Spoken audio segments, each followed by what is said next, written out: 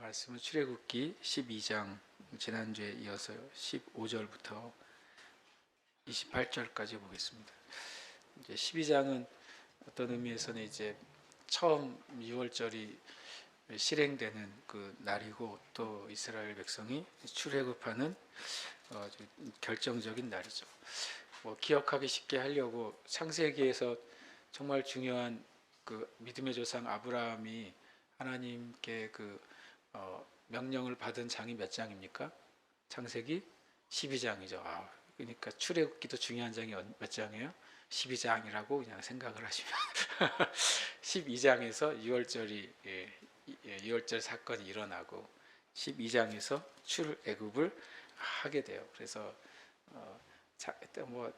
다른 성경은 모르겠고 일단 창세기 12장을 대부분 기억하니까 거기에 이어서 출애굽기 12장이 아주 중요하다. 그날 출애굽하는구나. 창세기 12장에서는 출하란 했잖아요. 그래서 이제 출애굽기 12장에서는 출애굽하는구나라고 생각하시면 좋겠습니다. 오늘 말씀 함께 우리 15절부터 28절까지 함께 봉독하겠습니다. 너희는 이레 동안 무교병을 먹을지니 그 첫날에 누룩을 너희 집에서 제하라. 무릇 첫날부터 일곱째 날까지 유교병을 먹는 자는 이스라엘에서 끊어지리라. 너희에게 첫날에도 성회요 일곱째 날에도 성회가 되리니 너희는 이 두 날에는 아무 일도 하지 말고 각자의 먹을 것만 갖출 것이니라. 너희는 무교절을 지키라. 이날에 내가 너희 군대를 애굽 땅에서 인도하여 내었음이니라. 그러므로 너희가 영원한 규례로 삼아 대대로 이 날을 지킬지니라. 첫째 달 그 달 19날 저녁부터 21일 저녁까지 너희는 무교병을 먹을 것이요 이래 동안은 누룩이 너희 집에서 발견되지 아니하도록 하라.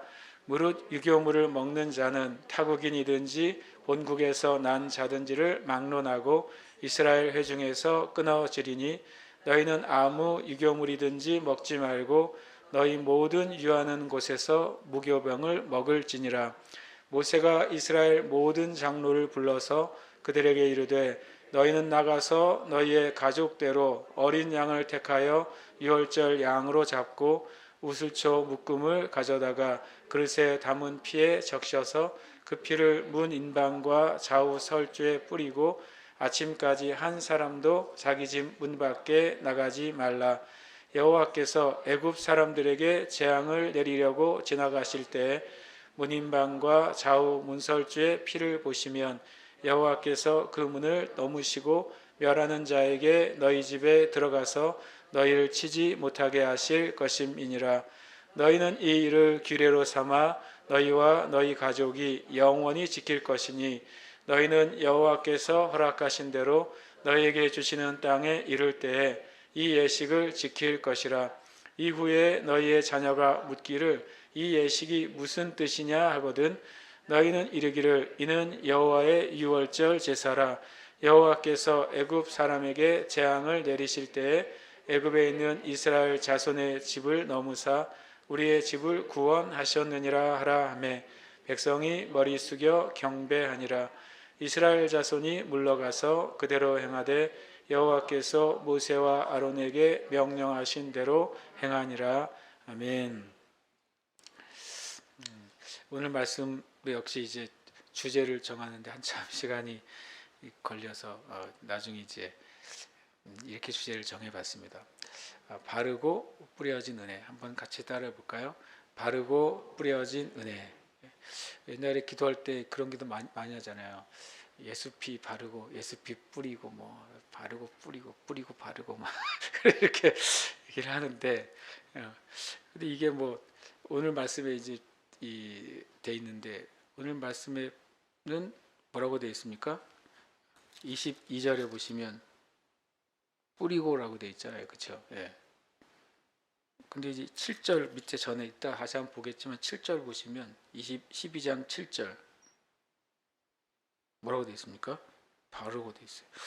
주님은 바르라고 말했는데 모세는 뿌리라고 말해요. 어떻게 해야 되나 이거? 거짓말이 아니라 진짜 이거를 해결하려고 2시간 걸렸어요.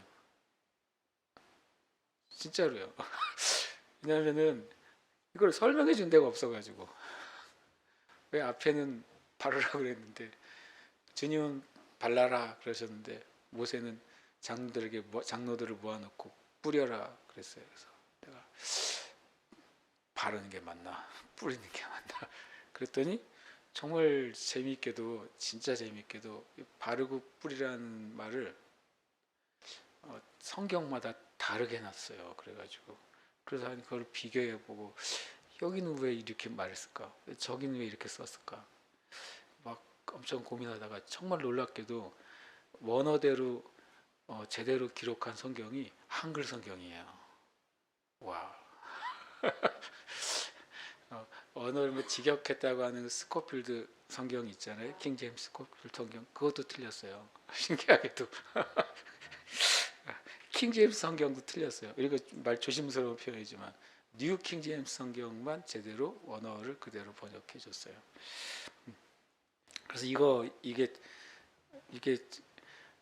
다른 말씀 좀 연구를 해야 되는데 이 2단어 때문에 사전도 찾아보고 주석도 찾아보고 막 제가 가지고 찾아봤더니 왜 앞에는 바르라고 그랬고 왜 뒤에는 뿌리라고 했는지 그걸 설명해 준 데를 못 찾아가지고 못 찾으면 어떻게 됩니까? 내가 찾아야죠. 그래서 제가 그거를 고민하다가 시간이 다 많이 지나가 버려서 제목도 그걸 해버렸어요. 바르고 뿌리는 은혜 안 잊어버리려고 그게 뭔지 한번 함께 풀어봤으면 좋겠어요. 제가 뭐 어떤 뭐 변하지 않는 정답을 발견했다기보다는 그냥 왜냐하면 이거를 설명해 준 데를 아직 못 찾아가지고 뭐 어떤 설명을 많이 했겠죠. 그러나 제가 못 찾았어요. 어쨌든 그 말씀을 좀 나누고 싶습니다. 어쨌든 저와 여러분은 이 모세 시대에 발랐던 뿌렸던 뭐 어쨌든 상관없이 저와 여러분은 예수 그리스도의 은혜로 바르고 뿌려진 은혜를 우리는 이미 가지고 있습니다. 주님이 다시 바르시고 다시 뿌릴 필요가 없으세요. 왜냐하면 이것을 주님이 하셨기 때문에 그 은혜를 함께 이 말씀 가운데 나누고 싶습니다. 먼저 15절에 보면 너희는 이래 동안 무교병을 먹을지니 그 첫날에 누룩을 너희 집에서 제하라. 실제로 이제 지금도 이 이스라엘 유대인들은 어쨌든 진짜 하나님 믿든 안 믿든 유대인들은 그냥 우리 추석 명절처럼 6월절이 제일 큰 행사 중에 하나잖아요. 대속제일하고 6월절 또 나팔절 이런 날이 지금 현재 유대인들이 엄청 이제 행사로 지키고 또 6월절이나 또 이제 뭐 나팔절이나 대속제일 이런 걸 기념할 때 초막절 기념할 때는 전 세계에서 하여튼간 이 성지순례객들이 그게 뭐라고 그죠? 엄청나게 이스라엘에 몰려들고 그때 가면은 하여튼간 무조건 다 더블 이상이래요. 비행기 비도 비싸고 그 다음에 호텔 값도 비싸고 음식도 비싸고 그런데도 막 이스라엘에 엄청 몰려들어요. 근데 뭐 한번 누가 그러더라고요. 한번 가서 뭐 절기를 지키는 걸 다 봐봐야 안다. 누가 그러길래 속으로 저는 뭐 보면 안 보는 것보단 낫겠지 속으로 생각했어요. 그러나 오늘 말씀은 제가 이제 이 말씀을 통해서 이 절기들은 우리에게 의미 있고 가치 있는 것인데 그 모든 절기는 예수님 안에서 의미 있는 것이고 예수님 안에서 가치가 있습니다. 만약에 우리에게 예수님 없이 이 구약의 절기들, 7대 절기들을 지킨다 한들 그것은 우리에게 실은 일말의 가치도 없어요. 실은. 그러나 예수님의 은혜 안에서 그 절기들을 이렇게 경험하게 된다면 엄청난 그 은혜를 우리가 경험하겠죠. 어쨌든 이 무교병은 아시는 것처럼 누룩이 없는 빵이죠. 이스트를 넣지 않는 빵이에요. 제가 우리나라에서 이스트를 넣지 않고 빵을 만드는 경우가 있나 모르겠어요. 대부분 뭔가를 좀 하는데 수제비엔 이스트를 안 넣나요? 모르겠어요. 안 넣겠죠. 근데 그 어떻게 보면 맛이 없는 거잖아요. 가미된 게 하나도 없으니까 정말 맛이 없는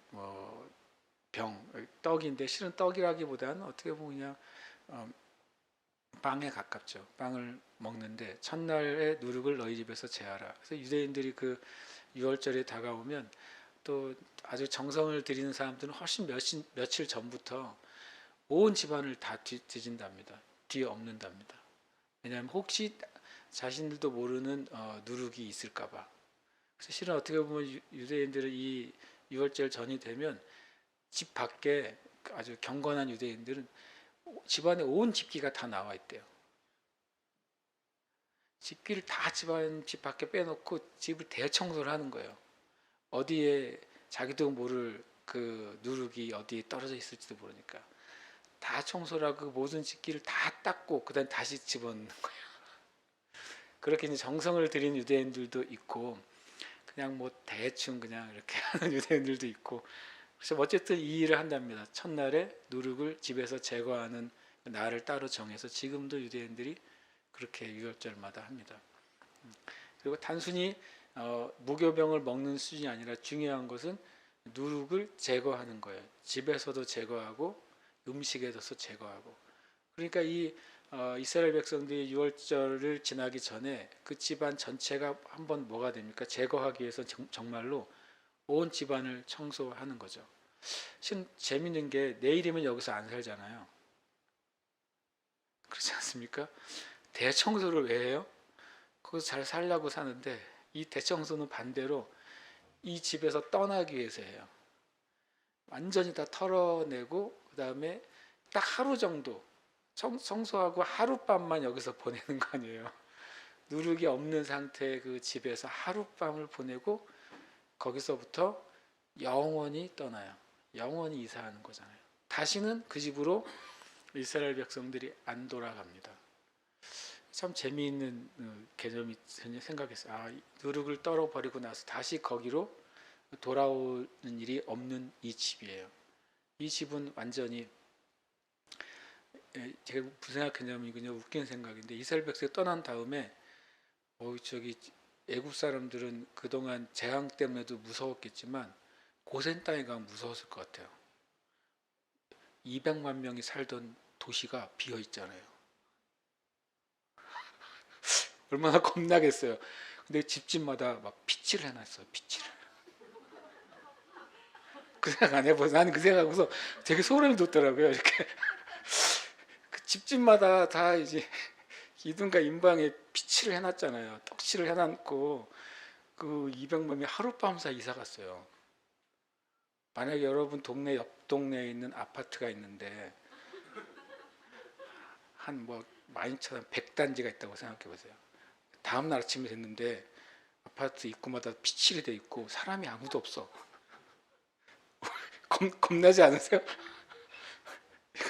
나 혼자 하는 상상인지 모르겠지만 그 생각을 했어요. 이 집은 신기하게 비어진 집이 되고 어떤 면에서 이스라엘 백성이 영원히 버려진 집이 돼요. 그래서 이런 생각을 했어요. 제가 우리의 삶에서 왜냐하면 이 무교병은 우리에게는 거듭남을 의미하거든요. 그러니까 모든 거듭남에는 이전의 죄가 없어진 상태잖아요. 거듭남은 뭐냐? 거듭남의 의미는 뭐냐면 내 죄가 사하여졌기 때문에 거듭나는 거예요. 그렇죠? 그럼 거듭난 우리의 영엔 죄가 있어요, 없어요? 없습니다. 그래서 요한 1서에서는 우리는 죄가 없다고 표현하고 있어요. 거기서 말하는 죄가 없다는 건 우리의 거듭난 우리를 말하고 있는 거죠. 그러니까 무교병은 모든 이스트가 완전히 제거된 누룩이 제거된 상태예요. 그래서 거듭남을 의미하고 완전한 제사함의 상태입니다. 이스라엘 백성들의 무교병은 애굽의 모든 누룩이 제거된 빵이고 이 그들이 마지막 날 하룻밤을 지내는 이 집은 애굽의 모든 누룩이 제거된 집이에요. 그들이 거듭남을 경험하고 그리고 출애굽한 겁니다. 그런데 그때 그 누룩은 바로 애굽에서의 삶 자체가 이제 완전히 제거되는 거죠. 애굽에서의 그 세상의 문화, 어, 마귀의 문화가 완전히 제거되는 거죠. 그리고 애굽은 세상의 죄를 의미하잖아요. 애굽의 모든 죄가 제거된 상태. 그것이 누룩 없는 빵이고, 그리고 또 누룩 없는 집이에요. 신기하게도요. 그래서 우리가 하나님이 받으실 수 있는 존재가 되는 게 거듭난 존재예요. 하나님이 받으실 수 있는 존재를 뭐라고 하냐면 의롭게 된 사람이라고 말하는 거죠. 의가 뭡니까? 하나님이 받으신다라는 뜻이에요. 죄가 없어서 하나님이 받으실 수 있는 상태가 의입니다. 의. 그러니까 누룩이 제거된 빵이 바로 의롭게 된 거듭난 그리스도인을 의미하는 것입니다. 그런데 이 거듭난 그 빵과 거듭난 이 집은 어디 안에서만 효력이 있어요? 피 아래에서만 효력이 있는 거예요. 피치를 한 그 집 안에서만 그 무교병과 그 집이 거룩하게 되는 거죠. 왜냐하면 이 하나님의 그 심판하는 사자가 지나갈 때 누룩을 보고 넘어가는 게 아니잖아요. 피를 보고 넘어가는 거예요. 그 피가 이 모든 무교병과 이것을 같이 있게 만드는 것입니다. 그리고 또 무교병은 거듭남을 상징한 것과 동시에 무교병은 순전한 말씀을 또한 의미하기도 하는 거죠. 하나님의 말씀에 가감하지 않은 순전한 말씀이죠. 왜냐하면 순전한 말씀만이 온전한 진리이고, 온전한 진리만 바로 사람에게 생명을 주는 정말 생명의 떡이기 때문에 그렇습니다. 그러니까 이 말씀 자체가 마치 무교병과 같은 순전한 것이기 때문에 세상의 어떤 것과 섞여서는 안 됩니다. 말씀과 세상의 학문과 실은 섞여서는 안 돼요. 말씀과 세상의 철학과도 섞여서는 안 됩니다. 그래서 우리의 삶 가운데 때로는 많은 설교자들이 제가 생각하기에 현대 설교자들이 많이 실수하는 것 중에 하나가 말씀을 설명하기 위해서 이 세상의 문학이나 철학이나 예술이나 그것을 주로 사용하는 거예요. 주님도 주님의 하늘의 진리를 설명하기 위해서 이 땅의 것을 사용하긴 하셨잖아요. 주님도 비유를 드실 때 이 땅에 속한 것들을 사용하셨어요. 그러나 땅에 속한 것들이 사람이 만든 이론이나 사람이 만든 철학이나 그것을 가지고 사용한 것이 아니라 주님이 사용하신 비유도 가만히 보면 하나님이 만드신 피조물을 가지고 주로 비유하신 것이지, 사람이 무엇인가 고안한 것을 하나님 나라에 비유한 적은 없으세요. 그럼 우리가 또 특별히 말씀을 전하는 이들이 이 순전한 말씀을 세상의 것과 섞지 않고 전하는 것, 그게 실은 굉장히 중요한 때에 우리가 살고 있다고 제가 느낍니다. 그래서 이것은 아주 중요하죠. 무교병을 먹어야 돼요. 누룩이 제거된 집에서 누룩이 제거된 빵을 먹는 것이죠. 또 한편은 그것은 우리가 이제 거듭난 그리스도인, 그리고 예수 그리스도의 은혜로 죄사함 받고 의롭게 된 그리스도인이 그 심령이 먹어야 될 양식도 바로 순전한 말씀입니다. 순전한 말씀을 먹을 때 마치 집이 순전하게 유지가 되고 순전한 집으로 인정을 받게 되는 것입니다. 이 15절 말씀이 단순하지만 그것을 우리 자신의 이것이 거듭남과 순전한 말씀으로 이해된다면 지금 우리의 삶에 이것은 굉장히 중요한 것이죠. 저와 여러분이 정말 순전한 말씀을 먹고 사느냐 하는 것입니다. 너희 집, 이것은 실제로 우리의 육체를 말할 때도 많이 있고, 내가 살아가는 우리의 환경을 말할 때도 집이라는 표현을 쓸 수 있어요. 그럼 우리는 우리의 육신 안에 거룩함을 추구하는 삶을 사는가, 누룩을 제거하는 삶을 사는가, 또 나의 삶과 환경 가운데서도 누룩을 제거하는 삶을 사는가. 왜냐하면 우리 자신이 그런 존재이기 때문에 그럽니다. 왜냐하면 이 말씀은 되게 중요해요. 같이 한번 읽어보겠습니다. 시작. 너희는 누룩 없는 자인데 새 덩어리가 되기 위하여 묵은 누룩을 내버리라. 우리의 유월절 양 곧 그리스도께서 희생되셨느니라. 이러므로 우리가 명절을 지키되 묵은 누룩으로도 말고 악하고 악에 찬 누룩으로도 말고 누룩이 없이 오직 순전함과 진실함의 떡으로 하자. 이것은 우리가 누룩 없는 자다라고 표현합니다. 왜냐하면 우리가 누룩이 제거된 것이죠. 예수 그리스도의 유월절 희생에 의해서 우리의 유월절 양 곧 그리스도께서 희생되셨기 때문에 우리가 누룩 없는 자가 된 거예요. 우리가 날마다 우리의 삶이 이 새 덩어리 누룩 없는 상태가 되기 위해서 묵은 누룩을 내다 버리는 삶을 살아야 돼요. 왜냐하면 그 묵은 누룩들은 우리에게 달라붙거든요.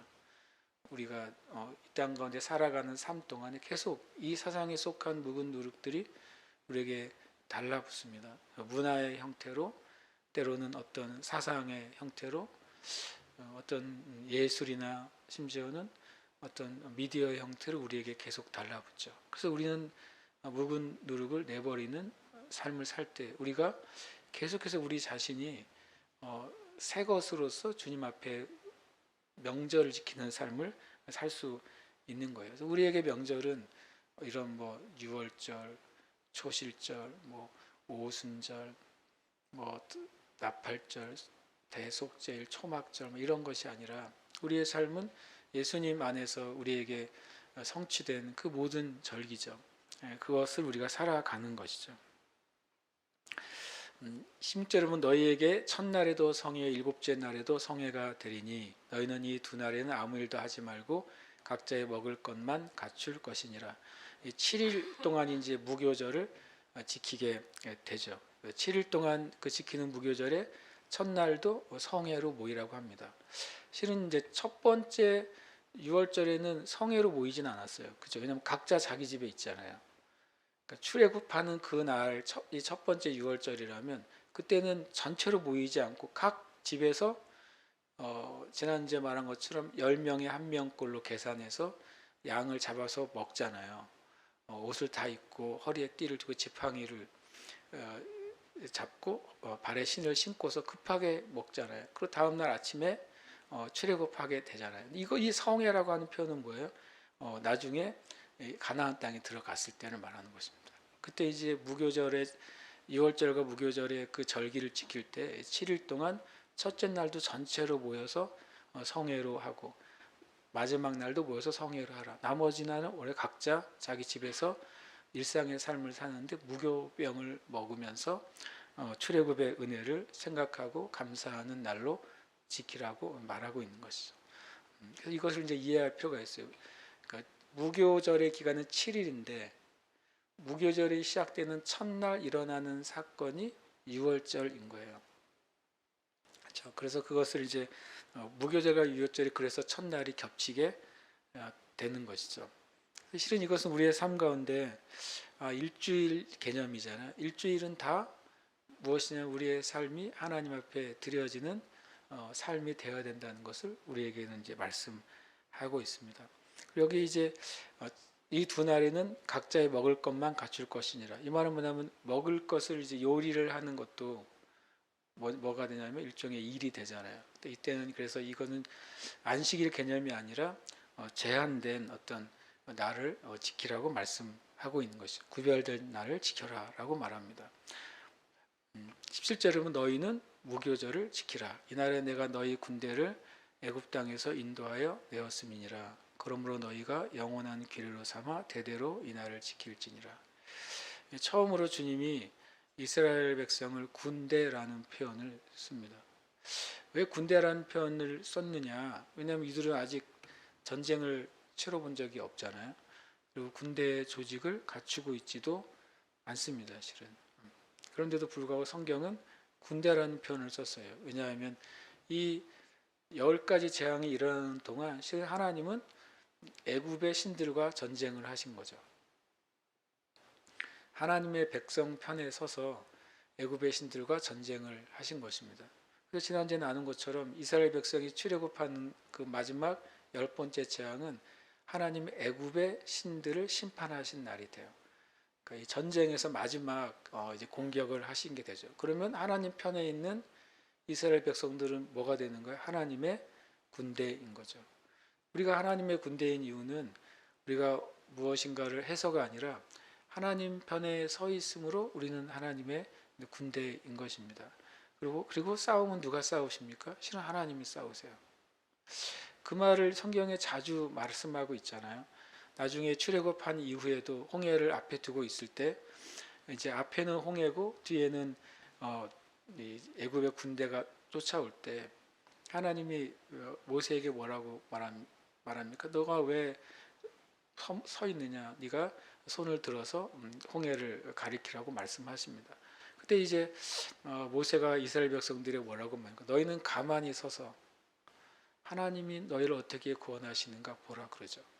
실은 이 마지막 어떻게 보면 이스라엘 백성 앞에서 애굽의 군대가 완전히 이제 멸망을 당하는 홍해의 사건은 실은 일종의 전쟁인 거예요. 근데 하나님이 싸우시는 전쟁이죠. 이스라엘 백성이 하나님의 백성이고 군대이지만 실은 그 전쟁에서 싸우시고 승리하시는 분은 하나님이세요.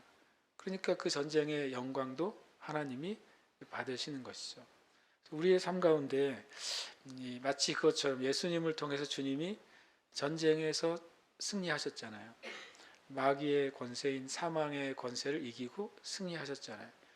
주님은 우리에게 모든 전쟁에서 이미 승리하셨어요.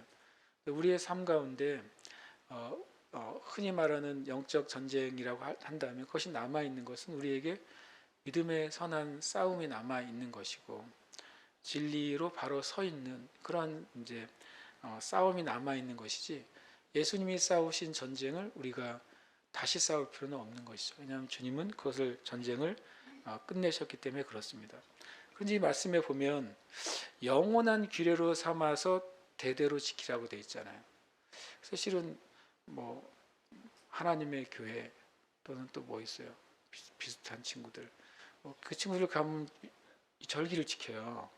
아세요?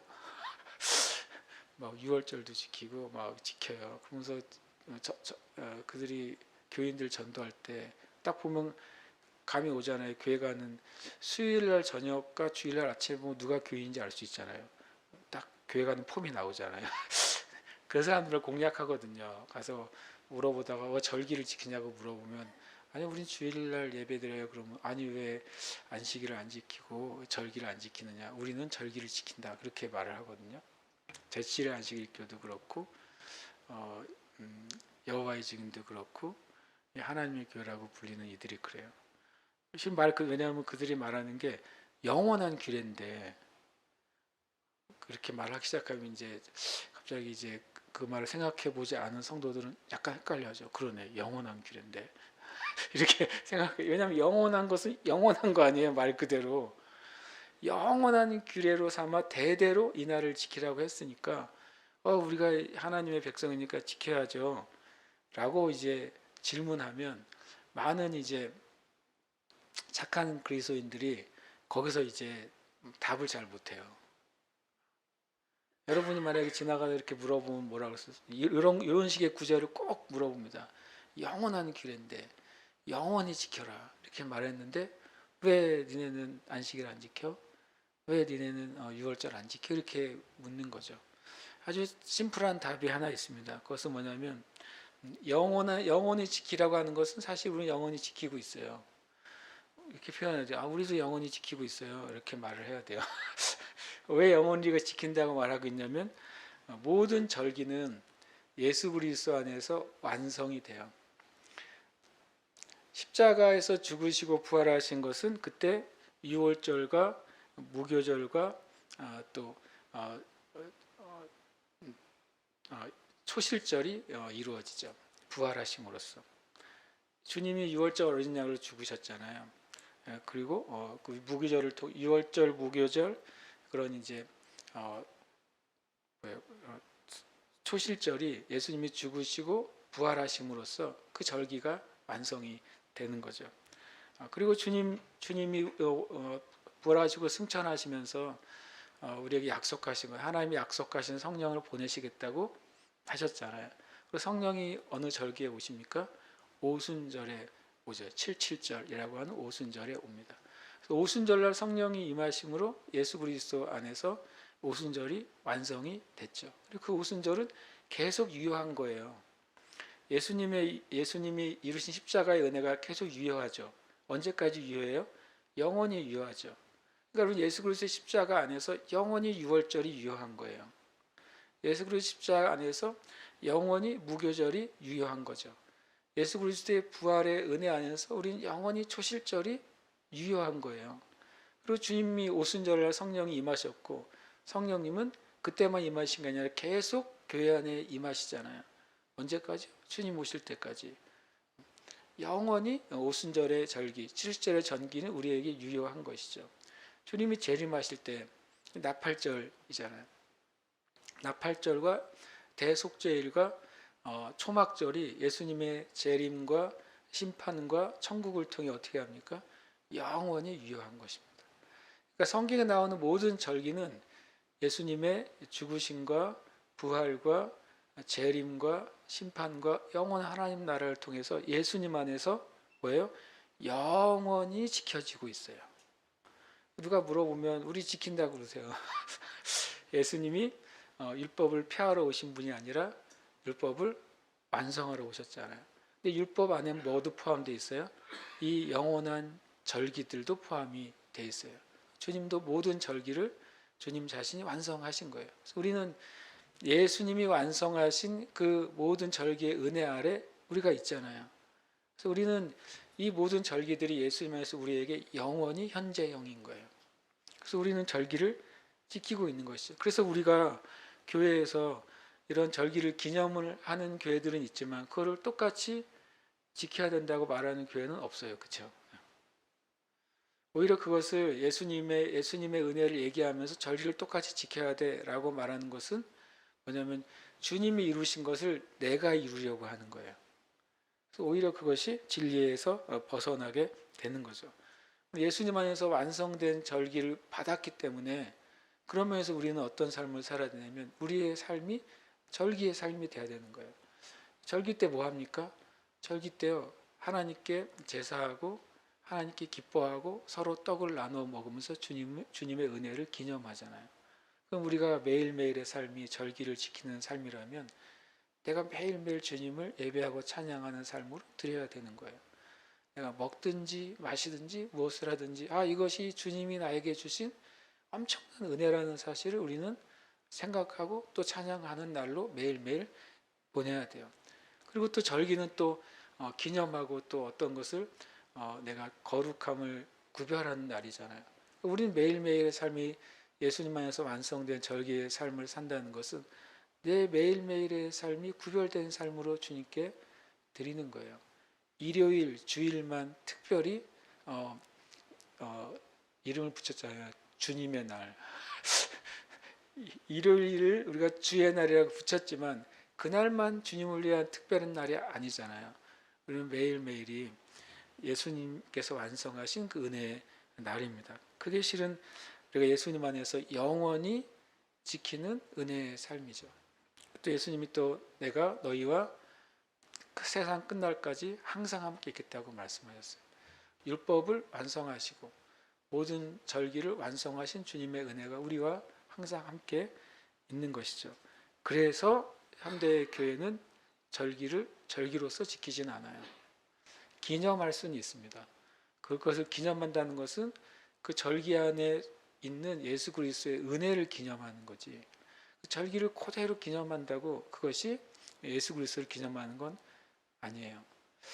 저는 그런 부분에 있어서는 현대 교회가 어떤 절기들을 날을 정해서 특별한 행사를 해야만이 성경에 되게 성실하게 반응하고 실천하는 것이다 라고 하는 흐름들이 있는데 저는 그것에는 동의하지 않는 목사입니다. 어떤 경우는 아예 그냥 절기를 아예 그냥 성경에 마치 절기는 이제 검은색으로 칠해놓은 것처럼 생각도 안 하는 경우도 있지만 중요하죠. 왜냐하면 예수 그리스도께서 하신 일이 무엇인지 밝혀주는 게 절기이기 때문에 절기는 우리에게 너무 의미가 있는 것입니다. 18절에 보면 첫째 달 그날 열 나흔 날 저녁부터 21일 저녁까지 너희는 무교병을 먹을 것이요. 왜 열 나흔 날 저녁이라고 그랬을까요? 왜냐하면 열 나흘 날 저녁이 6시잖아요. 그러니까 열 나흘 날 저녁 6시가 15째 날 시작이 되는 거예요. 그렇게 표현을 한 겁니다. 왜 저녁 그냥 15째 날 저녁부터라고 말하면 어떻게 됩니까? 그 다음 날이 돼버리기 때문에 성경의 시간 개념으로는 열 나흔 날이라고 얘기합니다. 15일부터 시작이 되지만 절기는 표현은 열 나흔 날부터 시작해요. 창세기도 그렇게 돼 있죠. 저녁이 되고 아침이 되니 이는 첫째 날이니라. 그러니까 창세기의 개념으로, 유대의 개념으로, 성경의 개념으로 날짜는 저녁 6시부터가 새 날이 시작이 되는 것입니다.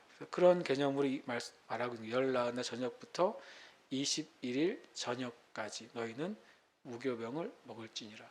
그러니까 21일 저녁 9시 59분 59초까지는 무교병을 먹어야 돼요. 근데 21일 저녁 6시 땡 되면 이제부터 잼 발라먹을 수도 있고 굳이 표현하자면 이렇게 되는 겁니다. 실제로 유대인들이 제가 아는 어느 분이 그 이스라엘 가서 이제 1년 동안 있으면서 히브리어를 공부했대요. 그때 그렇게 유대인들이 그 유계절을 지키잖아요. 그럼 21일 날 저녁 되기 전에 음식을 다 장만해 놓는데요. 6시가 딱 되면 이제 맛있는 음식을 먹기 시작한대요. 엄청 기다린 거 아니에요. 일주일 동안 참다가 그래서 그렇게 한다 그러더라고요. 그래서 막 제가 웃었대요. 그 가르치는 교수님 보고 니네들은 이방인들 뭐라 그러는데 니네도 똑같다 그랬더니 그 교수님 네 말이 맞다 그러더래요. 다 형식적이라는 거예요. 진실한 게 아니라 다들 정말 율법은 율법적으로 지키고 있는 거죠. 그러나 우리는 예수님 안에서 실은 주님의 법을 지키는 자들로 드려야 되는 것입니다. 19절에 이래 동안은 누리기 너희 집에서 발견되지 아니하도록 하더라. 그것은 이례적인 게 아니라 일주일 내내 누룩이 발견되지 않는 실은 삶을 살려면 어떻게 해야 될까요? 첫 번째 방법, 7일 동안 아예 밖을 안 나가는 거예요. 두 번째는 그렇게 하라고 성경에 써 있지는 않잖아요. 계속 일상을 살아야 되니까. 그러면 나갔다 들어올 때마다 어떻게 해야 되겠어요? 자기 몸에 누룩이 붙어 있을 수 있잖아요. 몸을 털고 몸을 씻고 자기를 일주일 동안 철저하게 살피는 삶을 살아야 이래 동안 누룩이 너희 집에 발견되지 않도록 할 수 있는 거잖아요.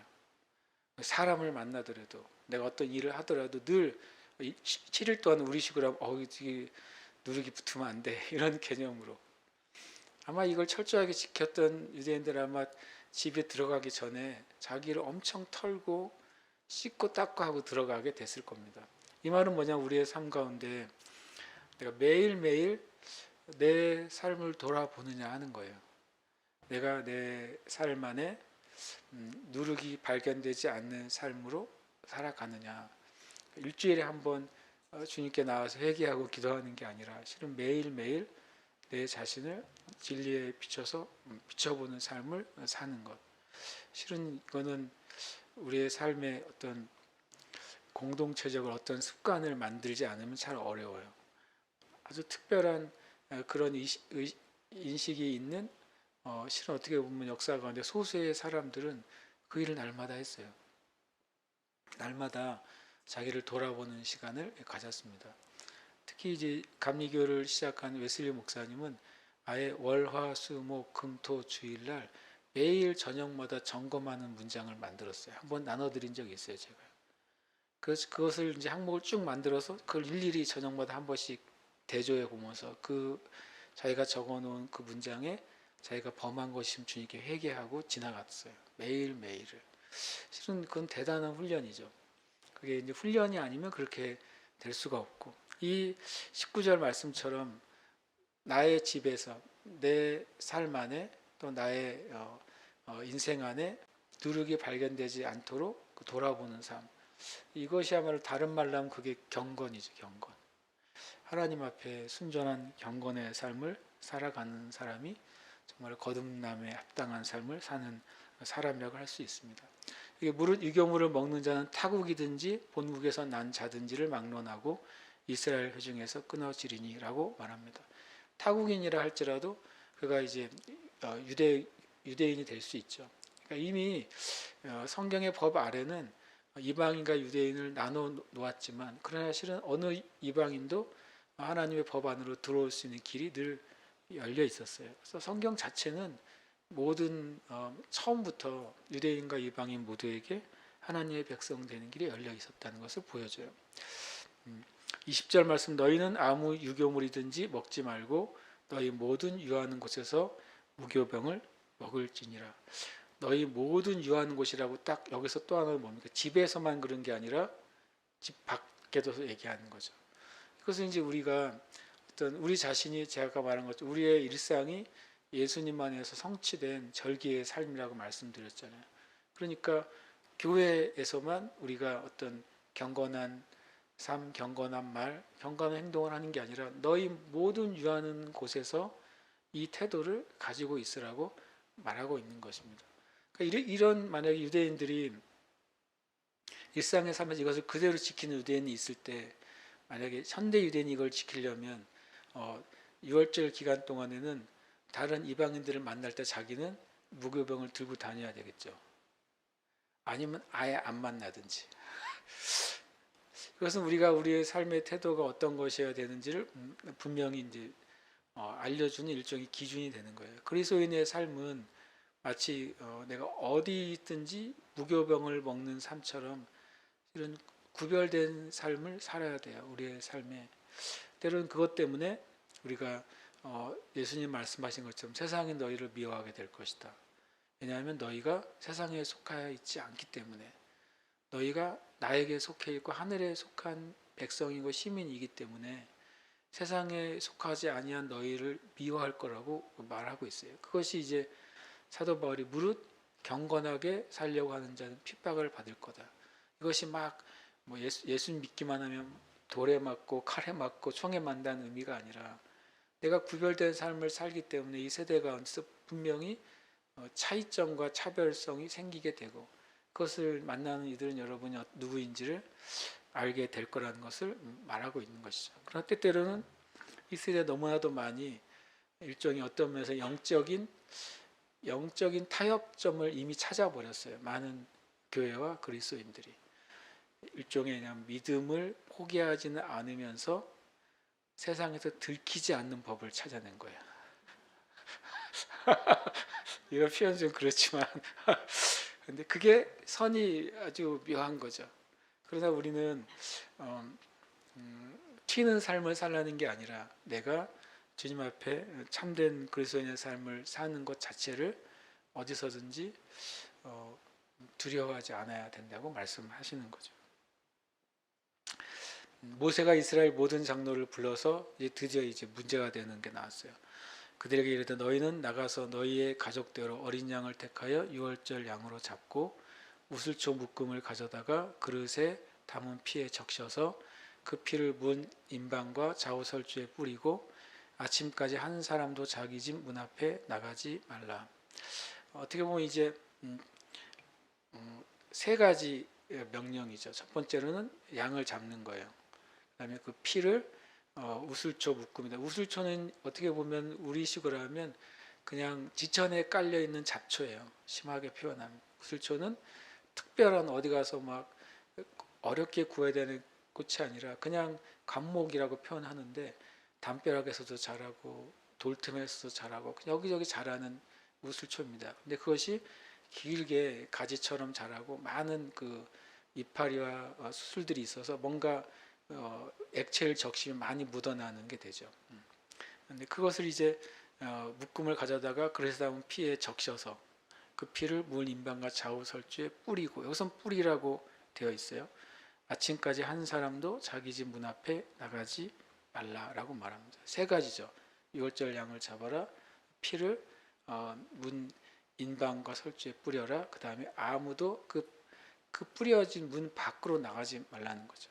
문 밖으로 나가면 뭡니까? 무효예요. 금 밟으면은 뭐예요? 죽는 거예요. 어렸을 때 게임할 때 금 밟으면은 나가는 거잖아요.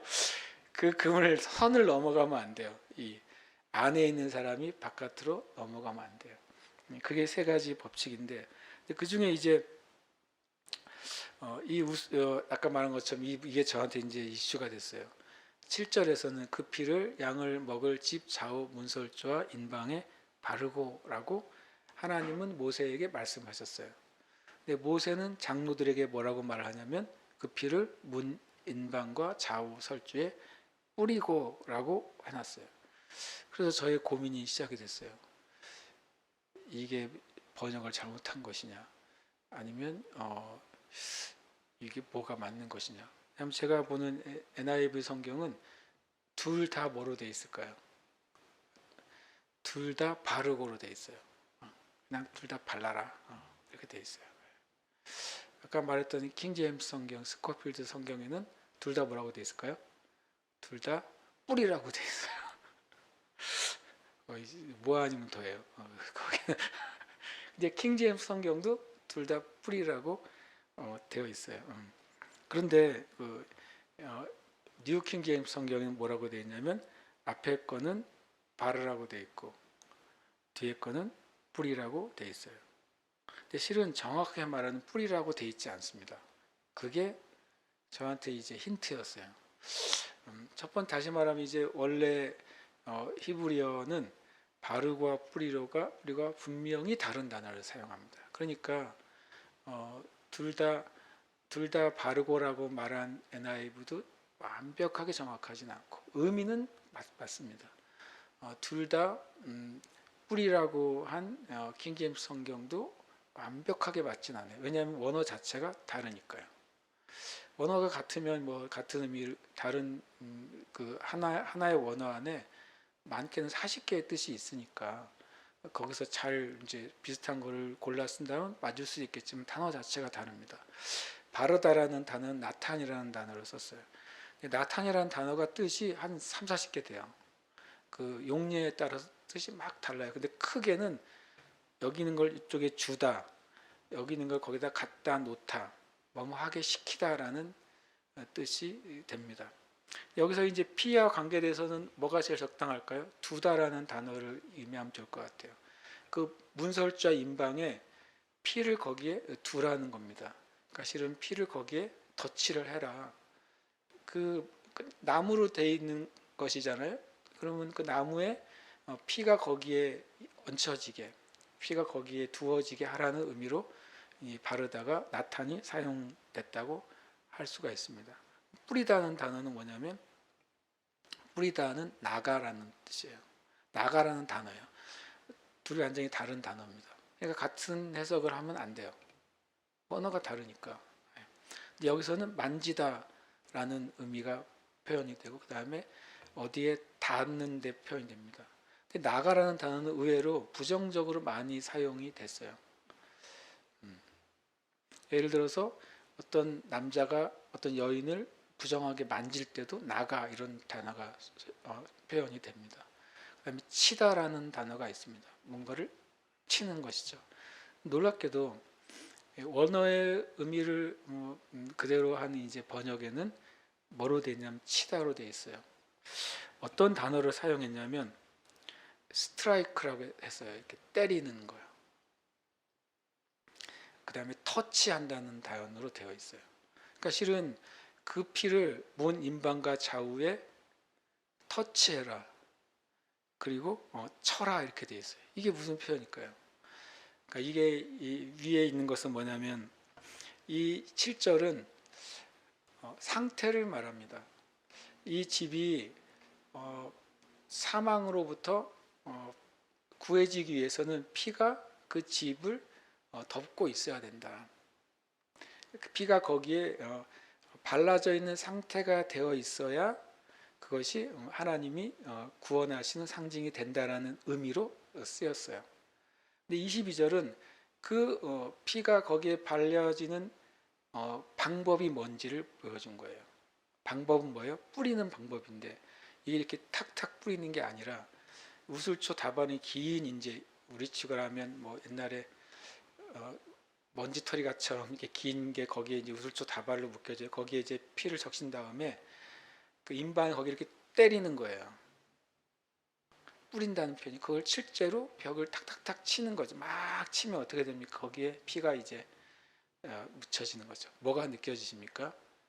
이 피는 예수님의 보혈인데 주님의 피가 어떻게 우리에게 뿌려졌죠? 채찍에 맞으심으로. 채찍에 맞을 때마다 피가 튀는 거예요. 온 등 전체, 온몸 전체 주님이 채찍을 맞으실 때 우리가 아는 것처럼 그 채찍이 그냥 매끈한 가죽 채찍이 아니라 채찍 끝에 동물의 뼈나 쇠를 달아 놓는단 말이죠. 채찍을 한번 치면 그게 채찍이 몸을 휘감고 어딘가에 탁 박혀요.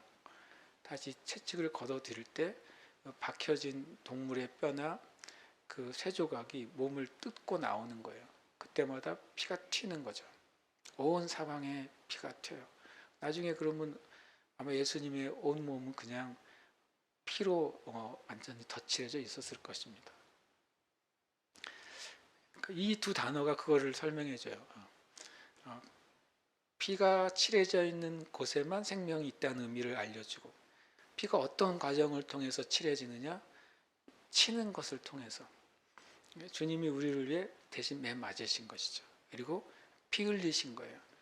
피 흘리신 그 은혜 안에 있을 때에만 그 발려진 은혜 안에 있을 때에만 생명이 보존되고 우리에게 죄가 떠나가고 심판이 넘어가는 것.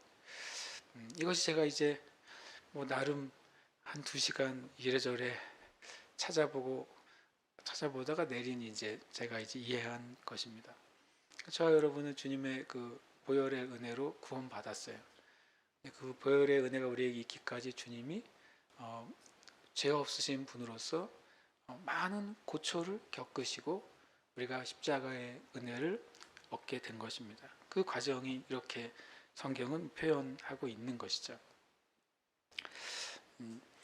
히브리서 9장 22절에는 율법을 따라 거의 모든 물건이 피로써 정결하게 되나니 피 흘림이 없은즉 사함이 없느니라. 이게 법칙인 거예요. 왜냐하면 피가 우리 생명인데 우리에게는 생명이 죄로 말미암아 죽었단 말이에요. 쉽게 말하면 우리에게는 영적인 수혈이 돼야 되는 존재인 거죠. 우리의 피는 죽은 피니까 이 살아있는 피로 수혈이 돼야 되는데 영적인 피가 수혈이 되려면 누군가의 피가 흘려져야 그 피가 나에게 수혈이 될 거 아닙니까?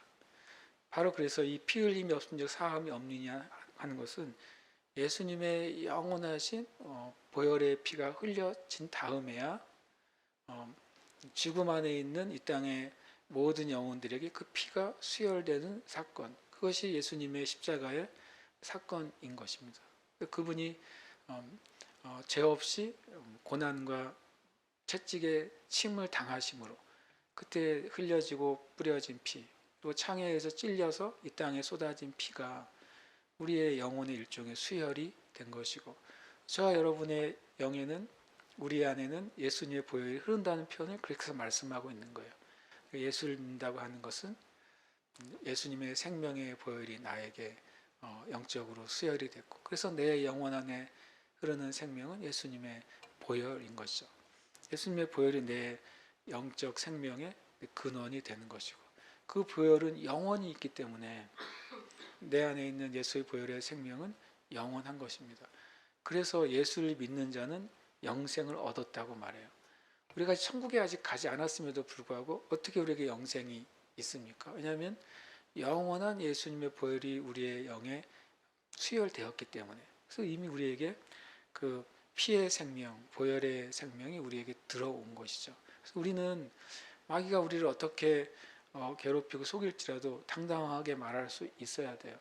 나는 예수님의 보혈의 피 흘리심, 피 뿌리심에 의해서 구원받은 자고 예수님의 보혈은 영원한 생명의 보혈이므로 나는 영생을 가진 자요, 생명을 가진 자다라고 우리는 말해야 되는 거예요. 23절 여호와께서 애굽 사람들에게 재앙을 내리시려고 지나가실 때 문인방과 좌우 문설주의 피를 보시면 표현이 그렇죠. 그거를 보시면 여호와께서 그 문을 넘으시고 멸하는 자에게 너희 집에 들어가서 너희를 치지 못하게 하실 것입니다. 이것은 그때 일어난 사건이지만 우리는 예수 그리스도를 통해서 이것이 일어났죠. 그러니까 주님이 우리를 보실 때 뭐를 보시는 겁니까? 피를 보시는 것입니다. 하나님이 우리를 보실 때는 저와 여러분을 보실 때 예수님의 피를 통해서만 우리를 보세요. 그래서 우리를 보고 의롭다고 하시는 거예요. 우리가 의로운 것이 아니라 예수님의 보혈이 의로우시고 그 보혈이 우리에게 수혈됐기 때문에 우리를 보시고 피를 보시고 심판이 지나가는 것입니다. 이 일을 기례로 삼아 너희와 너희 자손이 영원히 지킬 것이다. 그러면서 25절 가만히 25절 한번 읽어볼까요? 시작. 너희는 여호와께서 허락하신 대로 너희에게 주시는 땅에 이를 때 이 예식을 지킬 것이라. 더 있죠. 주시는 땅에 이를 때 가나안에 들어갈 때에 이 예식을 지키라고 말씀하시잖아요. 그렇죠. 그래서 실제로는 광야에서 헤매는 동안은 예식을 안 지켰어요. 그리고 들어갈 때 이제 유월절을 지키게 되는 것이죠. 쉽게 말하면 우리 표현을 한다면 구원 받은 자가 예식을 지키는 거예요. 이 예식을 지켜서 구원받는 게 아니에요. 그렇죠? 우리의 삶 안에 그래서 행위를 통해 구원받는 게 아니고 구원받는 자가 주님의 말씀의 법을 따라 사는 거예요. 말씀의 법을 따라 산 값으로 구원받는 게 아니에요. 우리는 오히려 구원받았기 때문에 더더욱더 하나님의 말씀을 따라 살게 되는 것이죠. 그게 우리의 이제 동기와 순서가 다른 것입니다. 바로 이후에 너의 자녀가 묻기를 이 예식이 무슨 뜻이냐 하거든. 이것은 계속 전달이 돼야 돼요. 마치 복음의 진리는 전달될 때 그 생명과 은혜가 계속 이어지게 되는 것입니다. 질문이 이거죠. 같이 읽겠습니다. 이거 너희는 이르기를 이는 여호와의 유월절 제사라. 여호와께서 애굽 사람에게 재앙을 내리실 때에 애굽에 있는 이스라엘 자손의 집을 넘으사 우리의 집을 구원하셨느니라 하라 하며 백성이 머리 숙여 경배하니라.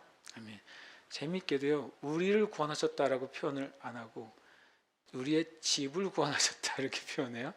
성경의 표현이 아주 재밌어요. 그리고 이 의미가 뭐냐 그랬더니 유월절 뭐라고 해요? 제사라고 말하고 그래요. 진짜 제사는 누가 주도하죠? 제사장이 주도하잖아요. 근데 유월절은 개인이 하는 거예요. 계속 오고 오는 모든 세대마다 유월절은 실은 그 가정마다 하고 있는데 그것이 제사라고 하는 거죠. 이제 어떻게 보면 이 모세 이후에도 제사장 없이 드리는 제사는 어떻게 보면 유월절인 거죠. 모든 가족이 각자의 양을 잡고 각자의 제사로 하나님께 나아가요. 그러니까 실은 이것은 정말 하나님의 속죄의 은혜는 개인이 받는 것입니다. 개인이 그 제사에 참여하는 것이죠. 개인이 자기 자신을 주님께 드리는 것입니다. 그럴 때 그 집을 넘으시고 그 집을 구원하신다고 말합니다. 이걸 정리해 보면요, 이 예식이 무슨 뜻이냐 그랬어요. 그랬더니 27절에 여호와의 유월절 제사다 라고 표현했어요. 그랬더니 이제 히브리서 11장 28절 함께 읽을까요? 시작.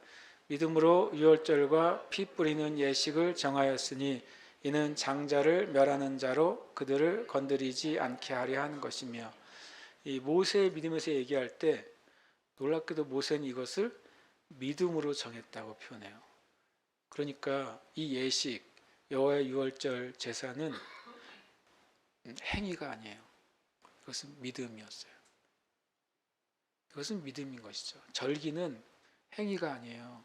율법이 아니에요. 그 전에 뭐냐면 믿음이에요. 믿음으로 정한 거예요. 이것이 히브리서에서 그 유월절의 역사를 이렇게 한 줄로 정리했어요. 믿음으로 모세가 유월절과 피 뿌리는 예식을 정하였으니. 그러니까 이들이 하나님 말씀을 믿고 행해야만 유월절이 효과가 있어요. 하나님을 믿고 피 뿌리는 예식을 행해야만 효과가 있어요. 그러니까 이 피 자체가 효과가 있는 것이 아니고 절기 자체가 효과가 있는 게 아니라 믿음으로 행하는 이 절기가 효과가 있는 거예요.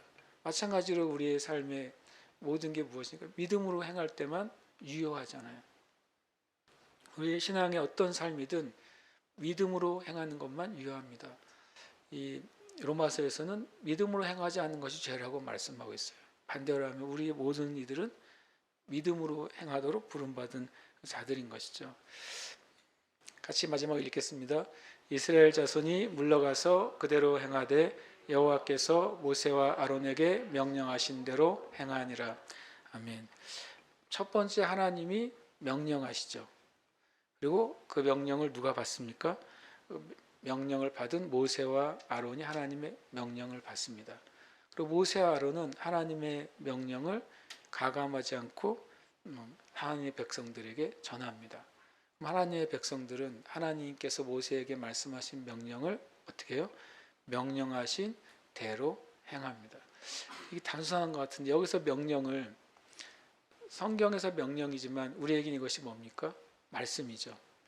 하나님은 말씀하시죠.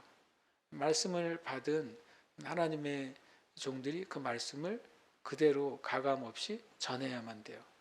만약에 말씀을 받은 모세와 아론이 어떤 것은 더하거나 어떤 것은 빼서 전했다면 이 역사는 나타나지 않았을 거예요. 그래서 이 땅에 있는 말씀을 전하는 모든 책임을 가진 교사들이건 목회자건 사역자건 누구건 말씀 그대로를 전해야 돼요. 그래야 뭐냐면 효과가 있어요. 그대로 행하지 않으면 효과가 없는 거예요. 그리고 그대로 행할 때 그 주님 말씀하신 생명의 효과, 유월절의 효과가 나타납니다. 저 여러분 이미 주님께서 바르고 뿌리신 그 은혜 안에 있다는 사실을 믿음으로 붙잡으시길 축복합니다. 우리의 생명은 예수의 보혈이다. 이것이 정말 진리인 것입니다. 함께 이 시간 기도하겠습니다. 이 말씀을 한 번 더 읽고서 기도하고 싶습니다. 함께 읽겠습니다. 너희는 누룩 없는 자인데 새 덩어리가 되기 위하여 묵은 누룩을 내버리라. 우리의 유월절 양 곧 그리스도께서 희생되셨느니라. 이러므로 우리가 명절을 지키되 묵은 누룩으로도 말고 악하고 악에 찬 누룩으로도 말고 누룩이 없이 오직 순전함과 진실함의 떡으로 하자. 아멘. 여기 너희와 우리의 이름을 넣어서 고백하십시다. 나는, 여러분은 누룩이 제거된 새 덩어리입니다. 그래서 우리가 매일매일 주님 앞에 절기의 떡처럼, 주님이 받으시는 그 절기의 떡처럼 우리가 그렇게 진실함으로 주님을 섬기도록 부름 받았습니다. 그리고 그렇게 할 수 있습니다. 그래서 우리의 삶 가운데 어떤 누룩이 달라붙는 것을 우리가 처리할 수 있고 거절할 수 있고 떼어버릴 수 있는 것입니다. 우리가 함께 이 말씀을 이름을 넣어서 읽고서 여러분이 주님께 주시는 이 감동을 따라 기도하셨으면 좋겠어요. 주님, 내 안에 예수 보혈의 생명이 있습니다. 그것은 영원한 생명이고 쇠하지 않는 생명입니다. 이미 나는 예수님의 보혈에 뿌리고 발라진 존재입니다. 그것을 믿음으로 고백하시고 지금 내 삶 가운데 묵은 누룩들을 내가 거절하고 떼어 버리겠습니다 라는 고백도 함께 하시길 축복합니다. 함께 말씀 이름을 넣어서 읽고 기도하겠습니다. 고운령은 누룩 없는 자인데 새 덩어리가 되기 위하여 묵은 누룩을 내버리라. 고운령의 유월절 양 곧 그리스도께서 희생되셨느니라. 이러므로 고운령이 명절을 지키되 묵은 누룩으로도 말고 악하고 악에 찬 누룩으로도 말고 누룩이 없이 오직 순전함과 진실함의 떡으로 하자. 아멘.